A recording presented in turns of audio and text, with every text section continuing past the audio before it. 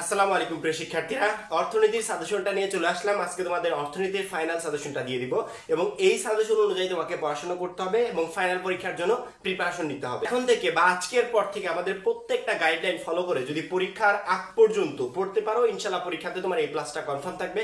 কারণ কি আমাদের প্রত্যেকটা সাজেশনের টার্গেট ওই একটাই, পরীক্ষায় এ প্লাসটাকে কনফার্ম করা। ঠিক আছে, সেই অনুযায়ী আমরা আজকে অর্থনীতির সাজেশনটা দিয়ে দিব।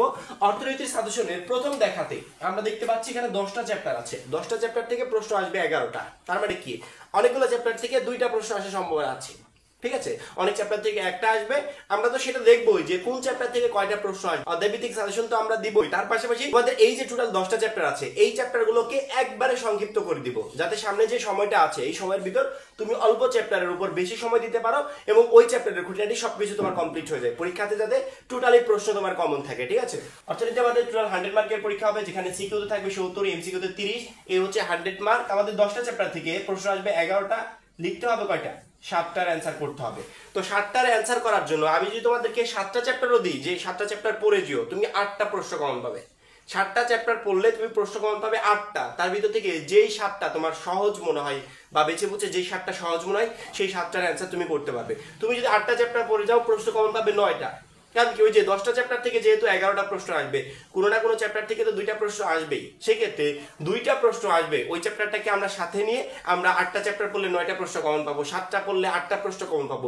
ওর ভিতর থেকে বেছে বুঝে যেই 7টা সব থেকে সহজ মনে হয় সেই 7টার আমরা অ্যান্সার করতে পারবো। ঠিক আছে, এই জন্য প্রথমত আমরা অধ্যায়ভিত্তিক সাজেশনটা দেখে নিই যে কোন চ্যাপ্টার থেকে কয়টা প্রশ্ন আসবে, কোনগুলো থেকে একটা আসবে, কোনগুলো থেকে 2টা আসবে।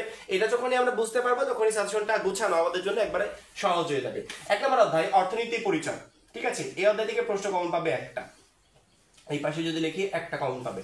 অর্থনীতির গুরুত্বপূর্ণ ধারণা সমূহ 2 নম্বর অধ্যায় থেকে পাবে একটা। 3 নাম্বার উপযোগ চাহিদা যোগান ভারসাম্য, এই অধ্যায়টা তুলনামূলক বড় এবং এই অধ্যায় থেকে 2টা প্রশ্ন আসে। ঠিক আছে, 3 নম্বর অধ্যায় থেকে পাবে 2টা। তারপরে উৎপাদন সংগঠন, এই অধ্যায় থেকে পাবে একটা। বাজার থেকে পাবে একটা। 6 জাতীয় আয় ও এর পরিমাপ থেকে পাবে একটা। 7 নম্বরে অর্থ ও ব্যাংক ব্যবস্থা থেকে পাবে একটা। 8 নাম্বার থেকে পাবে একটা। 9 নাম্বার থেকে একটা। 10 থেকে একটা। অর্থাৎ প্রত্যেকটা চ্যাপ্টার থেকে একটা একটা করে প্রশ্ন তুমি মিনিমাম পাচ্ছ। সেই সাথে 3 নাম্বার অধ্যায় থেকে তুমি প্রশ্ন কমন পাচ্ছ 2টা। কারণ কি 3 নাম্বার অধ্যায় 2টা প্রশ্ন আসার মতোই। তাহলে কয়টা প্রশ্ন হলো একটু দেখো তো? 1টা, 2টা, 4টা, 5, 6, 7, 8, 9, 10, 11, এই টোটাল 11 সেট প্রশ্ন তোমাদের পরীক্ষায় আসবে। এখন সাজেশনটা আমাদের জন্য একেবারে সংক্ষিপ্ত হয়ে যাবে। কিভাবে সংক্ষিপ্ত হবে? আমাকে যদি সাজেশন দিতে বলো যে ভাই আপনি একটু গুছিয়ে দেন চ্যাপ্টারগুলোকে, যে আমরা কোন কোনগুলো পড়বো, তাহলে আমি বলবো তোমরা পড়বে 1, 2, 3, আমি এভাবে না বলে এরকম বলি, তোমরা পড়বে 1 থেকে 7 নাম্বার অধ্যায় পর্যন্ত। তাহলে তোমার 8 সেট প্রশ্ন কমন থাকবে। কারণ ওই যে 3 নাম্বার অধ্যায় থেকে তোমার প্রশ্ন আসবে কয়টা? 2টা। তাহলে তোমার 8 সেট প্রশ্ন কমন থাকবে। তুমি পড়বে 2 থেকে 8 পর্যন্ত, তোমার 8 সেট প্রশ্ন কমন থাকবে। তুমি পড়বে 3 থেকে 9 পর্যন্ত, তোমার 8 সেট প্রশ্ন কমন থাকছে। তুমি যদি 1 থেকে 8 পর্যন্ত পড়ো তাহলে এইখানে তোমার 9 সেট প্রশ্ন কমন থাকছে। তুমি যদি 2 থেকে 9 পর্যন্ত পড়ো, এখানে তোমার 9 সেট প্রশ্ন কমন থাকছে। তুমি যদি 3 থেকে এখানে 10 পর্যন্ত পড়ো, তারপরেও তোমার 9 সেট প্রশ্ন কমন থাকছে। আবার তুমি যদি এরকম করে পড়ো 1, 2, 3, 4, 5, 7, 9 এরকম করে পড়ো, তারপরে তোমার এখান থেকে 8 সেট প্রশ্ন কমন থাকবে।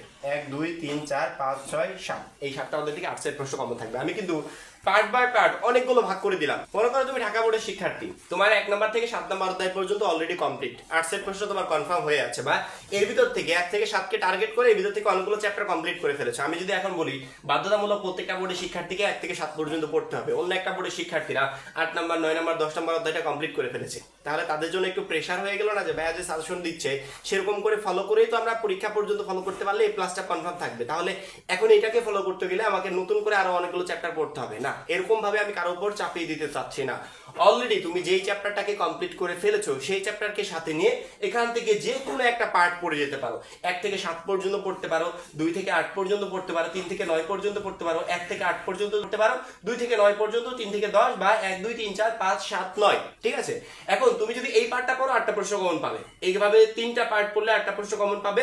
আবার 1 থেকে 8 পর্যন্ত 9টা কমন পাবে, 2 থেকে 9 পর্যন্ত 9টা কমন পাবে, 3 থেকে 10 পর্যন্ত 9টা কমন পাবে। এখন তুমি যদি মনে করো যে প্রশ্ন আমাকে 9টা কমন পেতে হবে, ওর ভিতর থেকে বেছে বুঝে যে কোনো 7টার অ্যান্সার করে যাব, তাহলে এই 3টা পার্টের যে কোনো একটা পার্ট করতে পারো। বা তুমি নিজের মতো করে 8টা অধ্যায়কে সাথে নিয়ে, অর্থাৎ 3 নাম্বার অধ্যায়কে সাথে নিয়ে যে কোনো 8টা অধ্যায় পড়ে গেলে তুমি 9টা প্রশ্ন কমন পেয়ে যাচ্ছ। তুমি যদি মনে করো যে না 8টা কমন পেলেই হবে, ওর ভিতর থেকে আমি 7টার অ্যান্সার করতে চাই, তাহলে তুমি 3 নাম্বার অধ্যায়কে সাথে নিয়ে যে কোনো 7টা চ্যাপ্টার পড়ে যাও, তাহলে তোমার 8 সেট প্রশ্ন কমন থাকবে। একবারে সহজ হিসাব।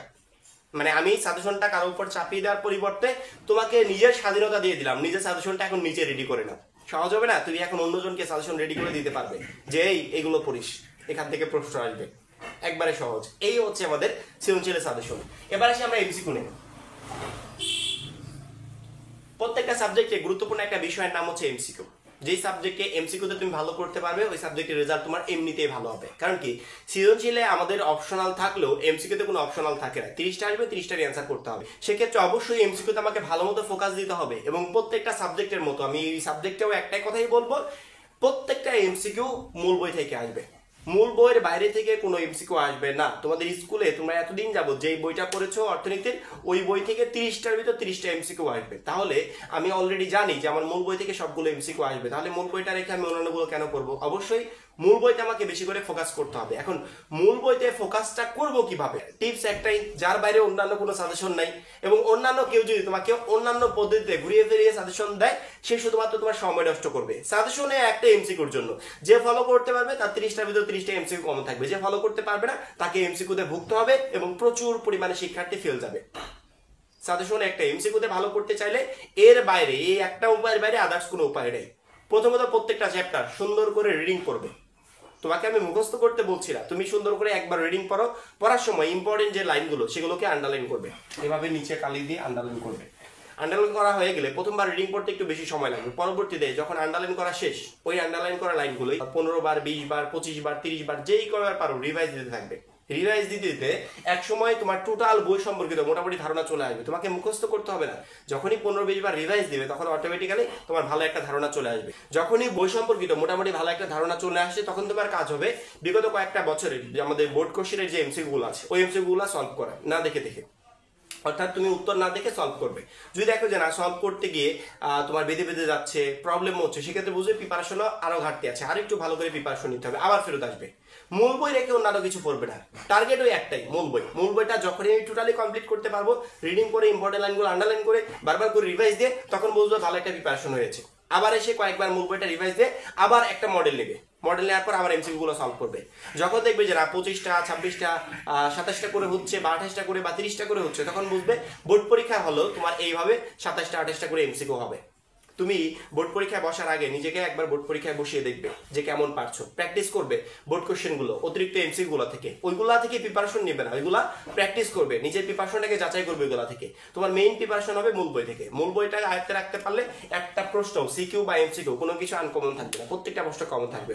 যখনই তুমি মূল বইটা রিডিং করবে, ইম্পর্টেন্ট লাইনগুলো বারবার করে রিভাইজ দিতে থাকবে, তখন তোমার সৃজনশীল প্লাস এমসিকিউ দুইটার জন্যই প্রিপারেশন হয়ে যাবে। এই জন্য যতদিন পরীক্ষার জন্য সময় পাচ্ছ, ততদিন তোমার টার্গেট থাকবে একটাই, মূল বই। মূল বইটা একবারে টোটালি হাতের আয়ত্তে রাখার চেষ্টা করবে, তাহলে শুধুমাত্র অর্থনীতি না, প্রত্যেকটা সাবজেক্টে তোমার টোটালি প্রশ্ন কমন থাকবে। এই হচ্ছে আমাদের অর্থনীতি সাজেশন। পরবর্তী সাজেশন এবং এসএসসি 25 সম্পর্কিত সকল গুরুত্বপূর্ণ আপডেট আমাদের চ্যানেল থেকে পাবে। তার জন্য অবশ্যই চ্যানেলটাকে সাবস্ক্রাইব করে পাশে বেল আইকনটাতে ক্লিক করে রাখবে। সবাই ভালো থাকবে, সুস্থ থাকবে, আল্লাহ হাফেজ।